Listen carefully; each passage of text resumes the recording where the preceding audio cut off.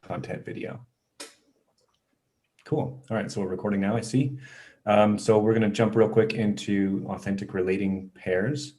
So the viewer won't see this on YouTube, but just to sort of explain the protocol, you just try to authentically share what's going on in your life. You can be as honest as you like, or something Willem, I suspect, does sometimes, especially when it's the game, is to say, I would like to be listened to, or rather to offer to listen. Sorry, that's usually what Willem does.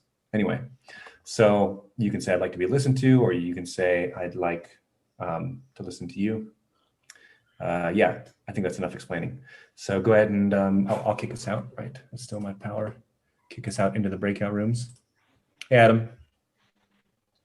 Hey. All right, here we go. Authentic relating. So yeah, now we'll do, I think we usually do 10 minutes of questions. No, I think actually it's 5.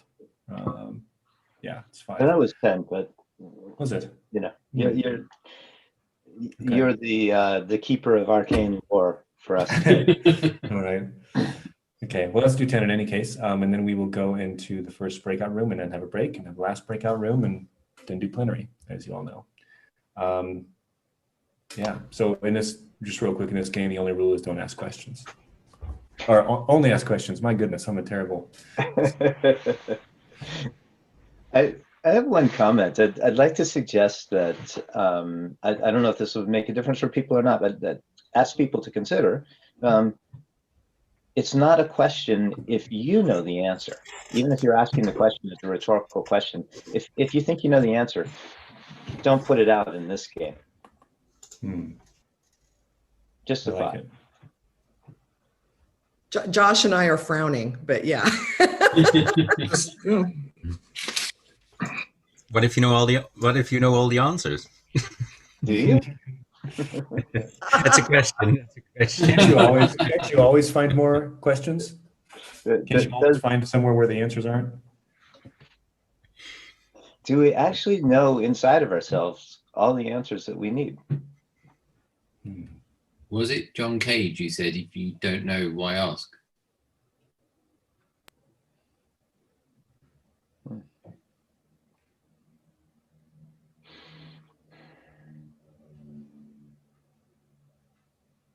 Is it possible to reach a state of no question?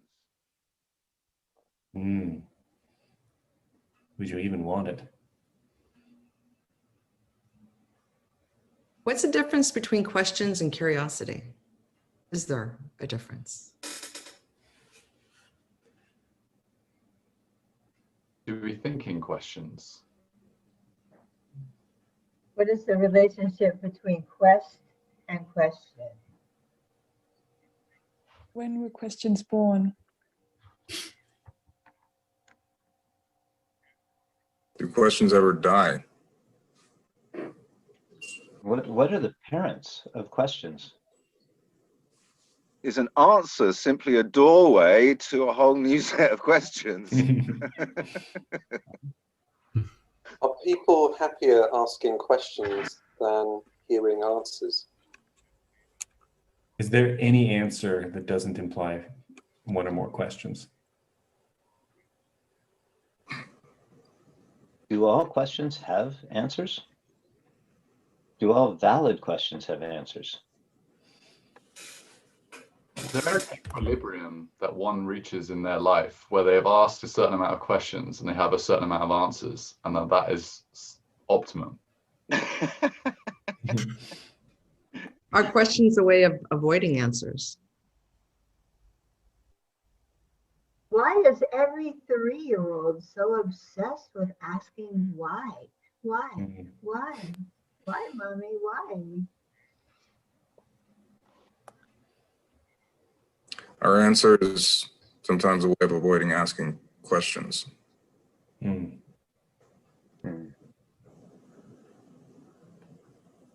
Is it possible there are questions for which we'll never know the answer to?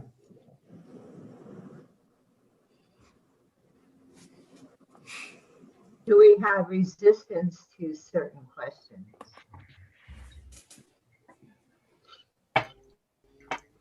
When a question is really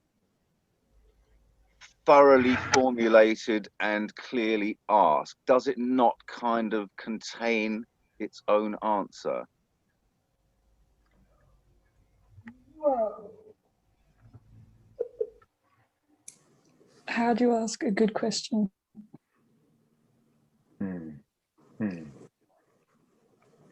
Should I question my questions?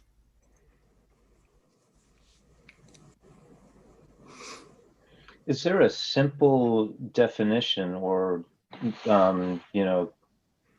set of characteristics of a good question?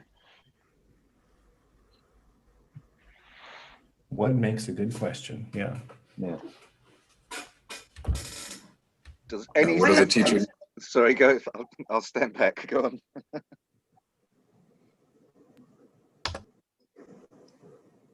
What does the teacher mean when they say, "That's an excellent question"?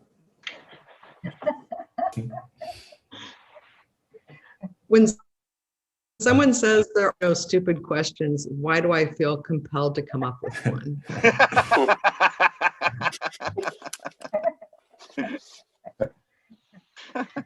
Are there questions which are too dangerous to ask? Are questions a bridge for empathy?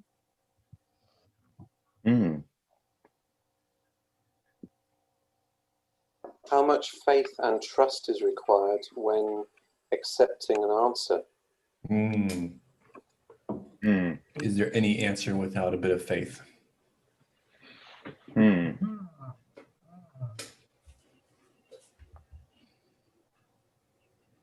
What do answers do?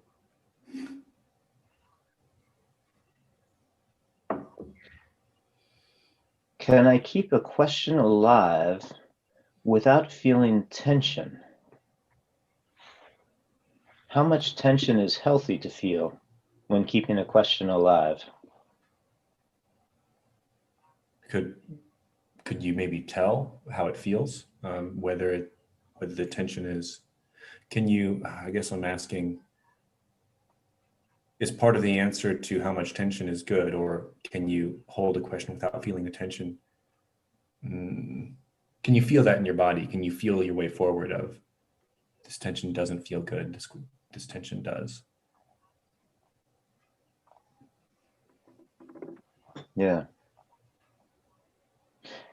Is satisfaction with answers, does it arise in the mind and mentation, or does it arise in the body in sensation?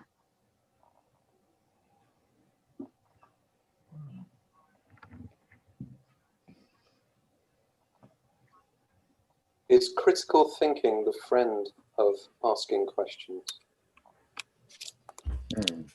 Or the father? Is who? Go ahead, Logan. I just know that, or the father, I said. Okay. Is who we ask questions to revealing about ourselves? Oh, yeah. Is it the same question if it's asked to two different people? Can you remove a question from all context? Does every question imply context? Right. Can a question solve a mystery?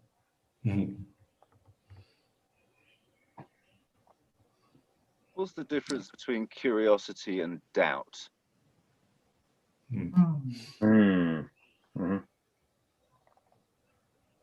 Are there any questions forbidden?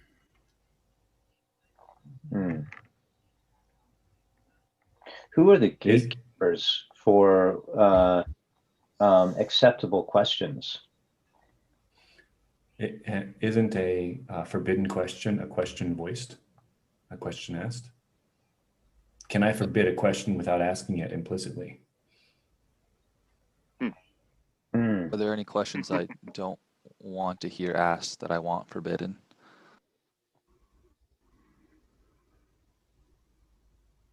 What would a society be if there was 10 questions instead of 10 commandments? Ooh. What would the 10 questions be? Oh, man.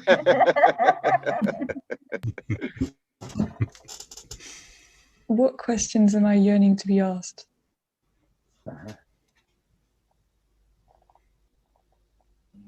What questions do I not want to be asked? Yeah. Is it possible to live without answers? And can I live with only questions? Is the best answer to a question another question? Does postmodernism claim all we have are questions and there are no answers?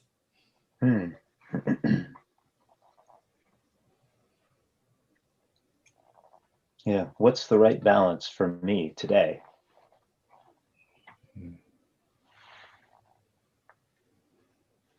When we seek the truth, can we take the truth?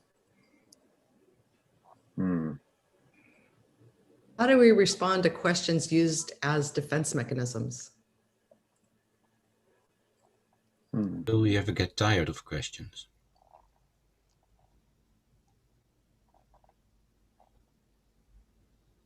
Okay, that's about 10 minutes. So we can maybe jump into the first breakout room now. I think we'll do, so yeah, for the benefit of the recording here. So in the first breakout room, we try to be particular about the ways in which we interact. That's, you could call it a bit something like a Dialogos yoga or a instructional yoga, or not instructional, discussional, that's what I mean to say, yoga.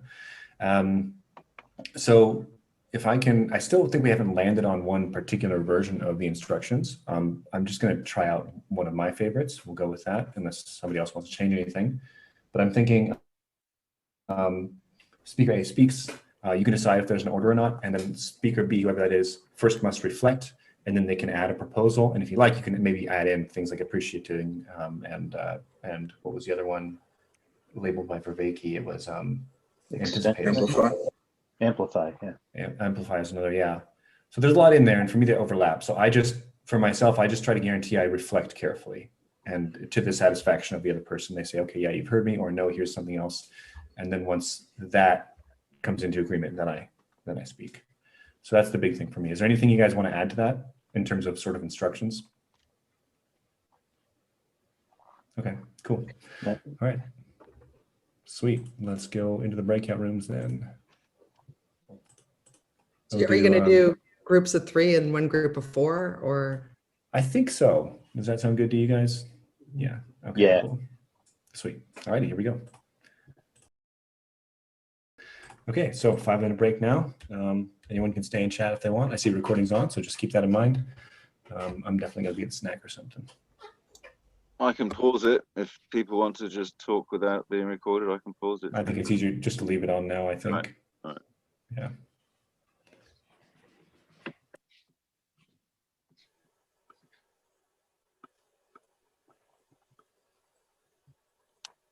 I wonder if it affects the YouTube recording. Yeah, I guess you have to stitch it together. If we turned it off. Tim, you're typing about Ayn Rand. Yeah. Yeah, you know how like the little dialogue box pops up, you have 30 or 60 seconds. You were just, sometimes I feel so rushed to make like, the best point of the whole conversation. And it was Ayn Rand came up and Crystal asked, oh, who's Ayn Rand? Is that like a movement? Yeah, kind of. it was cut just at that moment. Yeah. So what was that? Ayn Rand, she like writes these, she wrote this book, Atlas Shrugged, which has a visual, you have Atlas holding up the world. What would happen if he just shrugged? The world fell down. And it like makes the argument that these industrious, hardworking people, through their own selfish interest, actually prop up the world. And that's like the most morally good thing you can do. Pursue your own selfish interest, which is like a very suspect, like it emotionally seems wrong, but rationally, I think pretty solid arguments can be made there.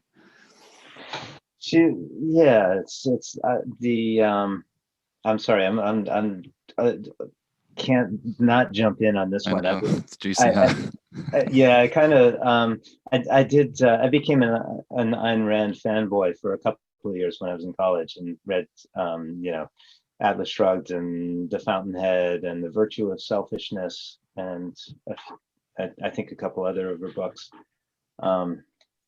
And I don't think she's wrong, but I think she is really limited, as you know, like takes one small point that has some validity and blows it up to be the only true thing in the world, and therefore, you know, is hugely overreaching with it. But her approach, her attitude, it's like Adam Smith's invisible hand on steroids. Right, and really kind of is the intellectual, moral, philosophical underpinnings of a lot of North American republicanism and free market economics, and you know, the idea that basically we should have no rules other than that people who are able to do something get to do what they're able to do, and that they should pursue their own self-interest to do the best they can. That's like giving a moral, like, I don't know, like pass to everything and just being like, there is a higher cause or something. Yeah, I mean, it presupposes that the people are, I don't know, it presupposes, I think, that number one, the resources of the planet are simply here for extraction and belong to nobody. That there's no externalities that you have to deal with. And uh-oh, we lost. Crystal. Sorry. Yeah. We're still listening. Okay, you know, no externalities. You know, resources available for exploitation. No externalities of you know, pollution or other things, and that exchange, that there's always a possibility of exchange between equals. That it ignores the impact of differential possession of resources in an exchange economy. And you know, and presupposes that all exchanges are fair and consensual. Yeah, and different levels of agency and power. Yeah.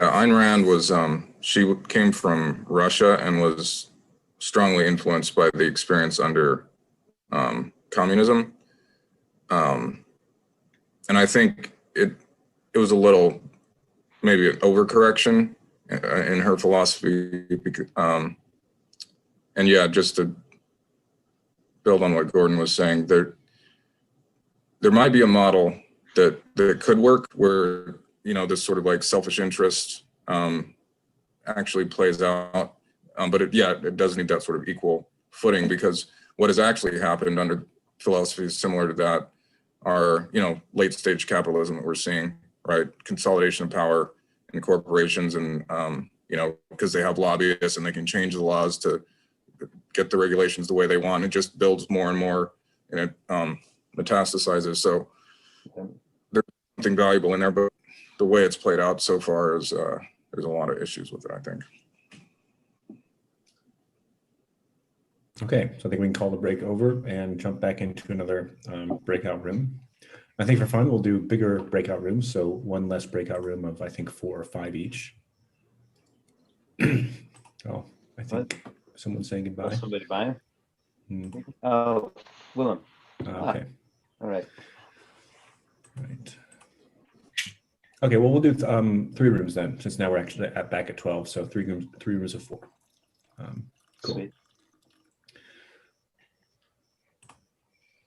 And yeah, for the benefit of the recording, we try to keep this one a little more free form in terms of form, free from form, I guess would be a way to say it. But try to keep some of the spirit of the listening as a priority. And then as a sort of a bonus objective is to try to gather the threads together. So whatever feels alive, and try to bring 2 or 3 things up maybe and see what matches between them. Cool, all right, here we go. Hit record, Eric. Cool. So now we have about 25 minutes left in the call. For the next 20 minutes or so, we'll just have open plenary. I could explain the rules, but I think they'll become obvious to the user as we as we sort of do them. I guess I'll just go over really quick. This means direct response. So if I'm holding my finger up, that means I want to respond to whoever's speaking right now. This is just more generally, I have something to say. That way we can sort of prioritize continuity of a topic rather than a list of disparate points. So with that, I'll stop and maybe let somebody else speak.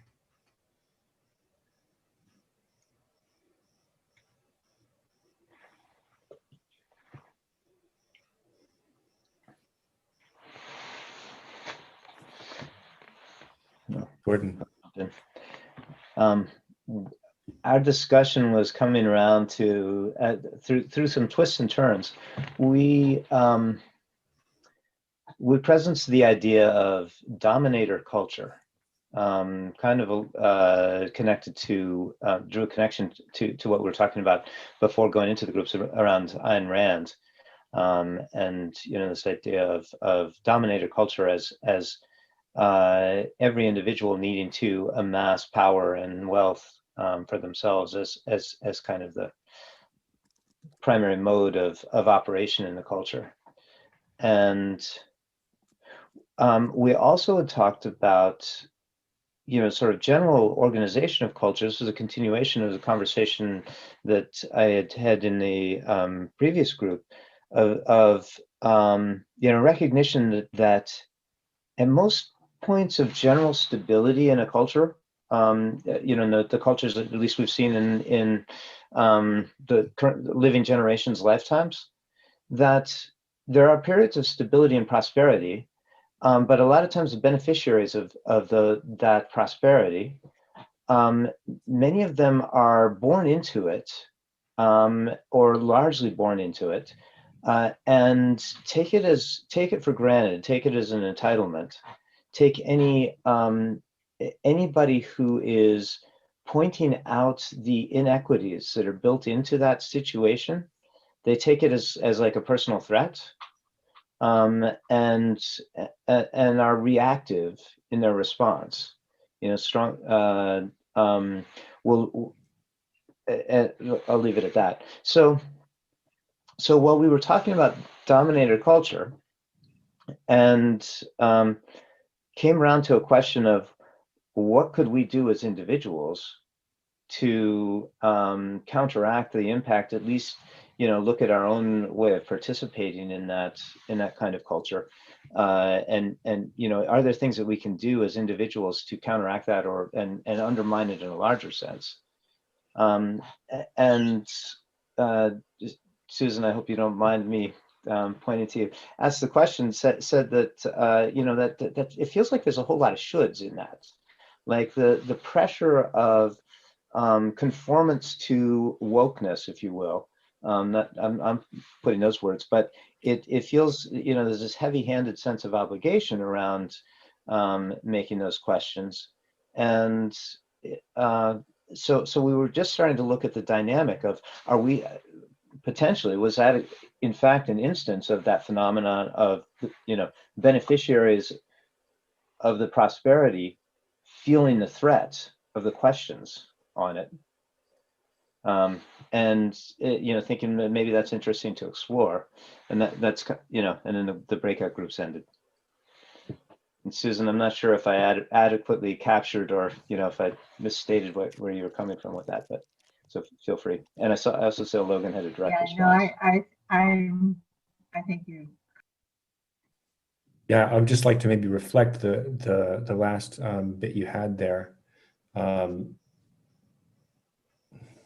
Speaking of dominator culture, and are there things that we can do to ourselves to question how we step into dominator culture or support it, and what we might do to undermine the system as a whole? And then there was the bit there about sort of the pressure of woke culture, and could it be that part of the pushback against woke culture is a sense of being threatened? So if I have privilege or wealth, and then woke culture is threatening, sort of saying the rules of that game are invalid and we're going to take your wealth, that would obviously make me feel threatened. And so I might already be interested in denying wokeness. Interestingly, though, while you were talking, I expected you to go a different way, or at least my brain went a different way of woke culture being dominating. I mean, that's definitely when I think about what I don't like about woke culture, it really seems to be more about how little freedom I feel in the conversation. I feel like I'm being dominated or bullied in some sense. Yeah, I'll stop there.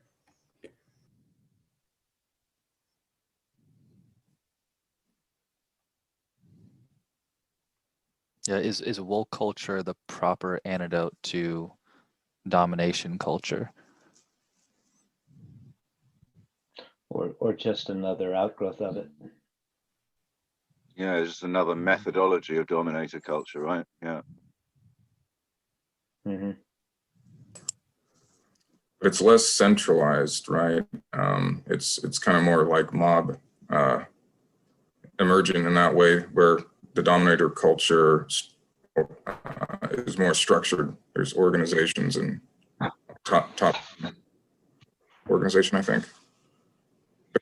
Hermetic dominance. I saw an example of someone who something about the ideas in wokeism or whatever, that there's kernels of truth there, or something to look at or something to consider. It's like very extreme, but like one example is a billionaire, pretty young guy who was donating a significant amount of his money, and you could point to that and say, well, he's trying to avoid being attacked by the woke mob, and it's like virtue signaling or whatever. But to some extent, like a lot of good ideas around like redistribution, like this actually turned into that, and maybe if it catches on to a great enough extent, those with resources will actually start recognizing that they could do the greatest good by recirculating it. I see Adam, the direct response.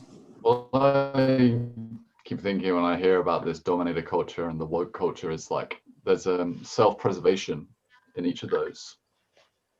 And actually what our self-preservation has become very abstract. Like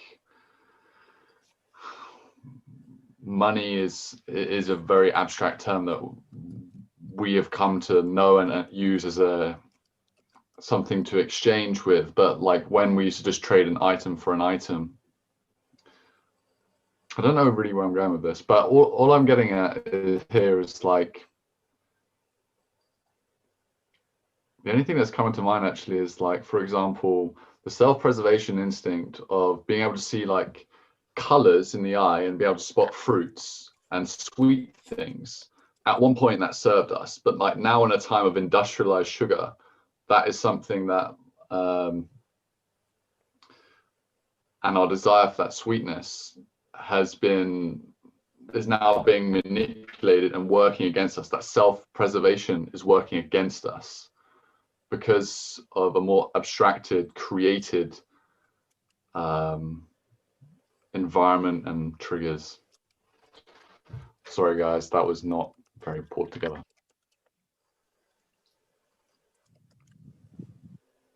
No, it's a good point. The can of Coke, the drinking of a can of Coke is fundamentally rooted in biological need for hydration, right? But then it gets abstracted and layered on top of, and actually what you end up drinking is poisonous brown sugary water, transported in a lorry, blah, blah, blah, blah. So yeah, no, it's a good point you're making, Adam.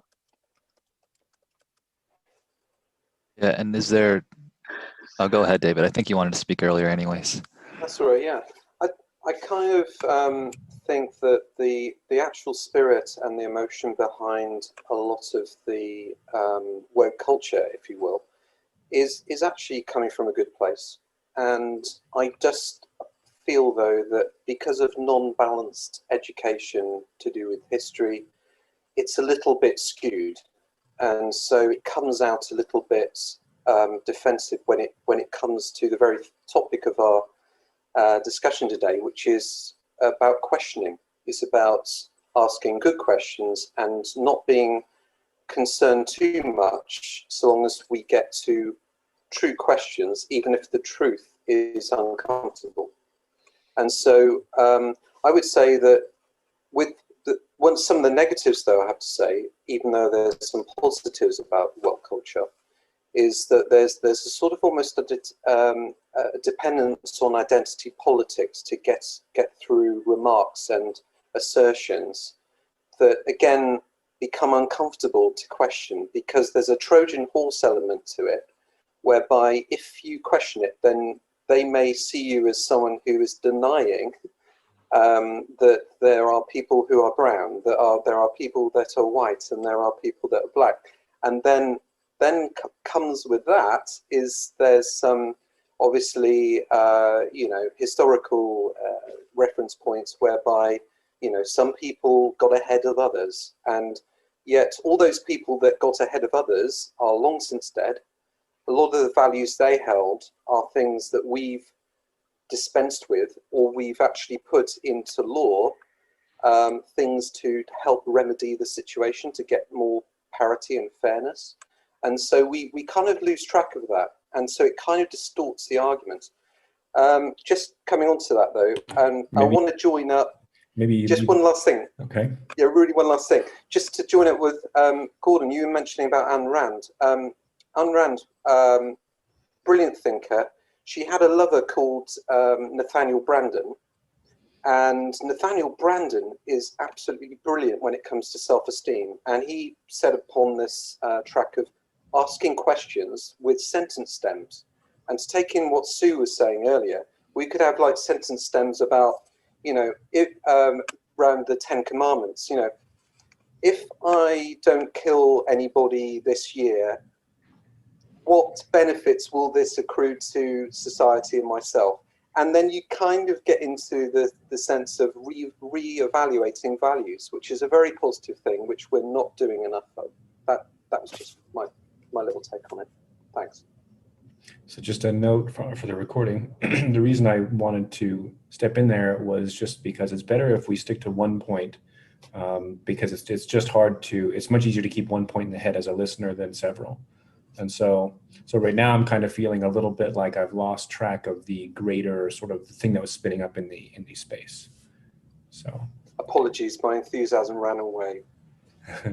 I see Crystal with a direct response. Tim, do you still want to sort of stay in line for your direct response? I'll try to make a quick one. Yeah, Adam was saying, sugar used to serve us to identify sweets. Now it's used against us. What is the social dynamic? It served us some kind of social engagement with 150 people served us. Is that now manipulating us? Something like that. Yeah, Crystal. That's super interesting, because I feel like in all of this we're talking about like how you frame things and like setting a set of values. Because I mean, I love it how I think Eric, you put it as like Coca-Cola being like some poisonous brown like a liquid. And depending on how you see it, like imagine your goal in life is to have like a sugar high. Maybe that's your purpose. And so it depends like how you put the stakes, how you define your priorities. And it goes back to what I think David was saying, like the whole concept of historiography and like the context and the preferred values compared to others. I'll bring in something that's been bumping at the surface for me for a while. In our last breakout room, we talked about, well, where we ended up on one of the topics anyway was for who in society do we give the power to determine what the questions are, or maybe another way of asking that is who asks the questions, or how do we decide what questions to ask? And that led to this. Then we started talking about journalism and how there's a lot to be criticized for the state of journalism today, and that there's a sense that it is dying, that we need to fix something. And then also applying that sort of proposal to education too, that it's a similar dilemma of there's something really wrong about how we educate our people. It seems I would certainly state that with a lot of, personal gripe and evidence attached to that for myself. But again, then who decides what is to be educated? What is, what do you mean by education? Who decides that? And then I guess I'll just share part of my response to that is to focus locally. So rather than ask, how do we educate the world's children, I ask, how do I educate my children? And that seems to be a way to change the framing of the question to be graspable and actually give me power over my life. And similar about the questions, how do I ask my questions? What are my questions? Rather than what questions does society need to be asking? I'll end there. I see Gordon's hand. I don't know if there's anyone else. Yeah, and I was going to respond. Is he frozen for everybody? Yeah. He's just choosing his words very carefully. Yeah, that's what exactly. That's what I thought he was saying. Yeah. Oh, he's back. Rodan goes. Okay. Sorry, could you repeat, Gordon? You're back now. I heard you guys say I was frozen. So, yeah. So David pointed out that brought up the word values and question of values. And Logan, I think that ties in directly to what you were saying.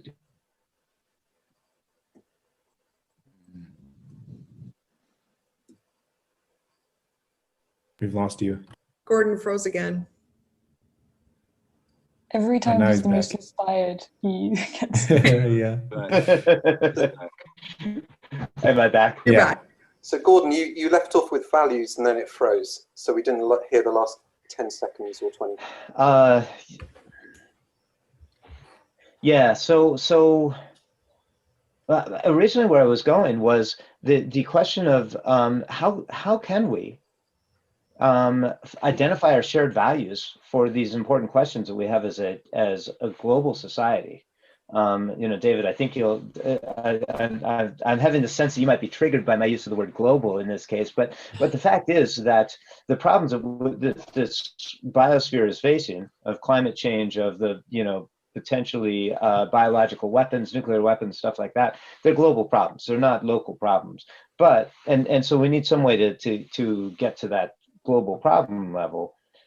And I'm inspired by what Logan was saying, that actually those answers have to come from looking at it individually as well, that there has to be this interplay between the two. So in fact, I find myself with a question, not an answer, a recognition that somehow this connection of the personal immediacy and the global immediacy, the global existential crisis, I'm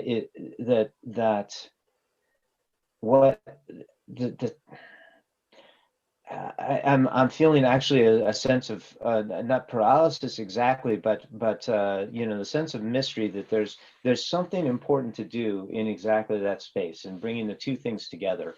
And I'm filled with wonder and curiosity about what it is that we can do. And I'm definitely intuiting that this local personal question is somehow the right next step. But so that's I don't have better words for it. It's just a whole bunch. This feels very alive for me at the moment. I like it. I like it a lot. So now it's 5 minutes left. So I would like to do very similar to what we did last week, where it's sort of the other side of the questions game, where it's just short declarative statements. I mean, I don't want to put too much constriction on the type of thing you're saying, but what I do like from the last week is keeping it very short and almost leaning in towards poetry.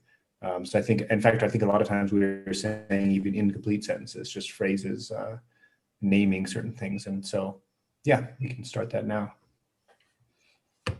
And sorry, just to add, I think the goal generally is to sort of summarize or wrap up and anything that is sticking with you from this call. Questions are important. We need more context to questions. Answers can be challenged.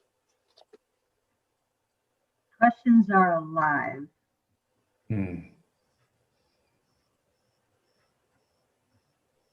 Questions are life to answers death, or answers are dead in the way that questions are alive. Yeah, well, I was thinking statements are dead, questions are alive. That, yeah, but yes, yeah, exactly that.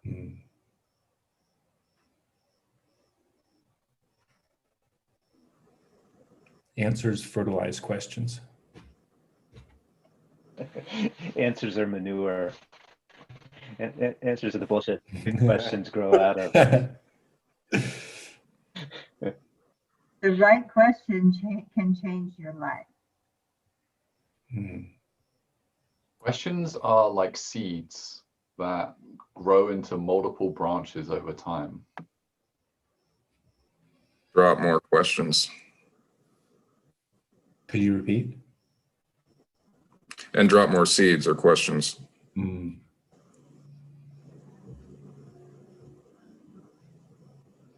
Listening is better than talking. Questioning is better than answering. Questions need updates. Yeah. Answers need framing with degree of certainty about said answer. Understanding the answer to a question or being able to ask the question requires respect from both sides for the best benefit.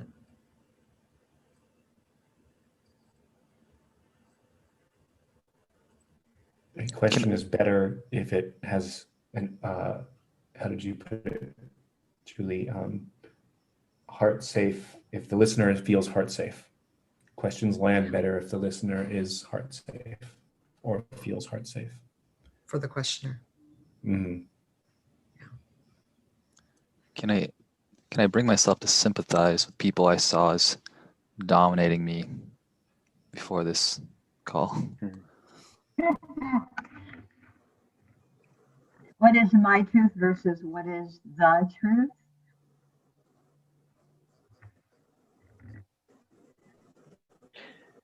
Good questions require the context of respectful, a respectful relationship in a community.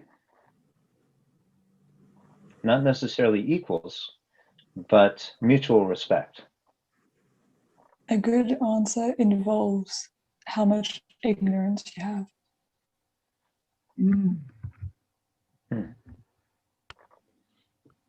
A good question can grow in your head and bear fruit for years, decades, maybe a lifetime.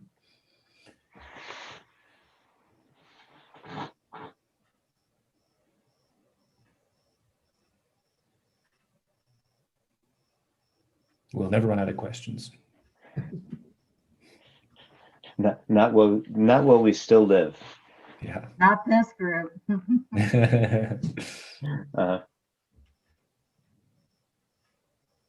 Okay, I'll end there. That's a cute little point to end it at. Yeah, if you want to stop the recording, Eric.